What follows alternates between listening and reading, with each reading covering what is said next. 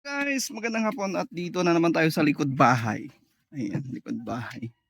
So, yan, naglilinis, nagpapalinis.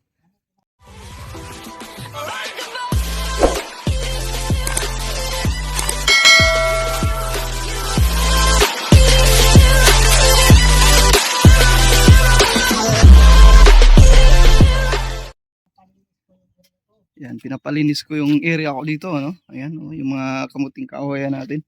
At ito guys, itong pinakamalupit guys. Ayan, oh. Nakakuha tayo ng malaking kamote. O, diba? Yan lang yan. Kasi masukal na yung kamuti natin guys. Kaya, ayun, pinapalinis.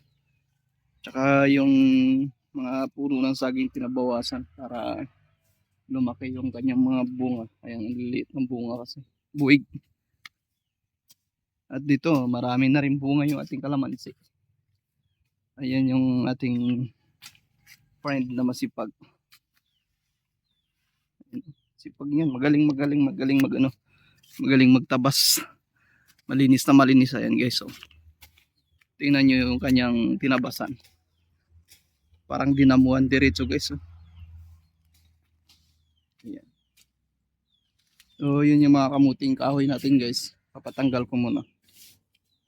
Tatanim lang natin ulit para ano. Sobrang masukal na eh. Ayan, ang laki ng kamuting kahoy talaga guys. Hindi ko alam na may malalaking ano na pala. Laman. O yan o, dyan yun nakuha. Tuwang-tuwa yung mga manok. So yun guys. Thank you so much. Thank you so much for watching. Bye. Ayan yung dragon fruit natin.